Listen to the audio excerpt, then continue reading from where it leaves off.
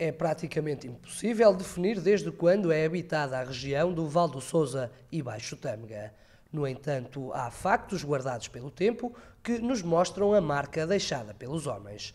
Assim, na Serra da Aboboreira, em Baião, encontramos a prova de que há mais de 5.000 anos esta região já era habitada. O Dolmen de Santo Parada foi erigido cerca de 3.500 anos antes de Cristo, portanto estamos durante o Neolítico Médio. É de facto um monumento chamado megalítico, dadas as suas dimensões, portanto megalítico significa construído com grandes pedras. E tem então a característica particular nesta necrópole da Aboboreira ser então o único dolmen com corredor, neste caso chamamos corredor curto. Só na Serra da Aboboreira existem 36 monumentos deste género, vulgarmente conhecidos como antas ou dolmens. Ao longo dos anos foram feitas várias escavações e muitos dos artefactos encontrados estão em exposição no Museu Municipal de Baião.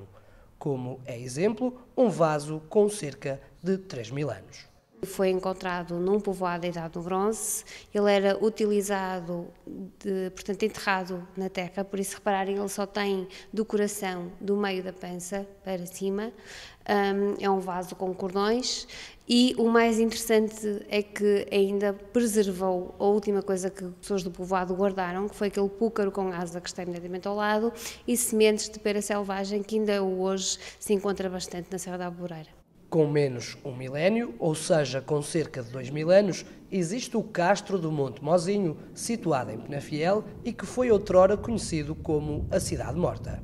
O Castro do Monte Mozinho é um povoado da época romana, portanto ele foi fundado no século I e, portanto, onde as pessoas desta zona vieram para aqui viver, mas já sob o domínio romano. Contudo, ele apresenta características da época castreja, porque quem para aqui veio viver construiu da forma que estava habituado a construir, portanto, o Castro de Mozinho julga-se que agregou pessoas que vieram de castros mais pequenos que existiam aqui à volta e que se reuniram neste espaço. As construções do povo castrejo, que habitaria esta zona da Península Ibérica a quando da chegada do Império Romano, distinguem-se pela arquitetura. As casas tipicamente castrejas, nós podemos ver ali um exemplo, são as chamadas casa-pátio, têm a unidade habitacional característica, que é aquele elemento redondo, com a entrada em caranguejo, como se costuma dizer, porque portanto, os muros fazem tipo umas patinhas de caranguejo, um vestíbulo que era coberto, mas era aberto para o exterior, e portanto ali seria, por exemplo, a cozinha, onde as pessoas cozinhavam, tinham a sua lareira. Depois temos outras divisões pequenas que teriam funções próprias, como por exemplo guardar os animais, onde as pessoas dormiriam. As primeiras escavações devidamente autorizadas neste local tiveram início em 1943.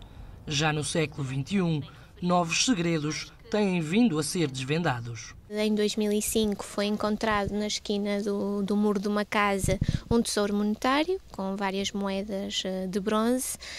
A curiosidade é que essas moedas são datadas do século IV-V, o que significa que, pelo menos, sabemos que até ao século V o Castro de Monte Mozinho foi ocupado, o que é de facto muito importante porque também nos permite saber com mais precisão o momento em que o castro poderá ter sido abandonado. Também um exemplo da cultura castreja, este ainda anterior no mapa do tempo, é a Citânia de Sanfins, em Passos de Ferreira. É uma área que cerca de mais de 15 hectares, situada neste planalto, portanto uma zona alta, está a 573 metros de altitude e que poderá ter um domínio territorial de cerca de 50 km, para melhor defesa e geralmente, além dessas 4 linhas de muralha, tem todo um conjunto de declives e penhascos que ajudam essa mesma defesa desse povoado. Esta estação arqueológica da cultura castreja terá sido habitada por cerca de 3.000 pessoas localizadas no núcleo familiar. Salienta-se a casa principal, que possui o anexo ao vestíbulo, que é uma crescente da própria casa, que é a casa principal, onde há todo um conjunto de pedras à volta da lareira onde eles comiam e bebiam, e uma casa de apoio à família para dormir durante a noite. Depois todo um conjunto de anexos que serviriam para guardar o gado e até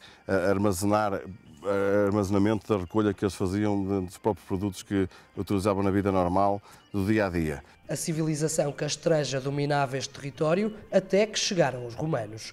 Deles também existem vestígios na região, como a cidade romana de Tongobriga, no Marco de Canaveses, um espaço onde se destaca o Fórum, construído no século II d.C.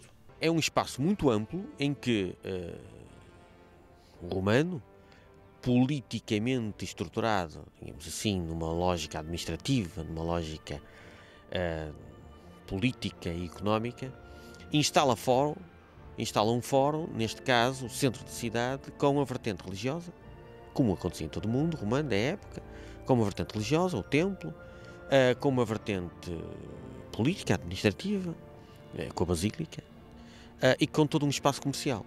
Um outro local articulado ao Fórum era o local de relaxamento dos romanos. É um belo edifício termal, o que eu diria um spa de uma cidade, um spa público de uma cidade Tongobriga, e este edifício integra-se numa lógica urbana, numa lógica de um desenho urbano que se articula com o Fórum, e articula-se com a zona do teatro que está em escavação, e perfeitamente enquadrado com todo um amplo espaço habitacional e articulado também com todo o espaço de necrópole. Portanto, o que nós temos aqui é um edifício marcante, de arquitetura marcante, dentro de um conjunto amplo do que foi um urbanismo desenvolvido a partir do século II neste território. Um território com história e que preserva as heranças deixadas pelo homem ao longo dos tempos.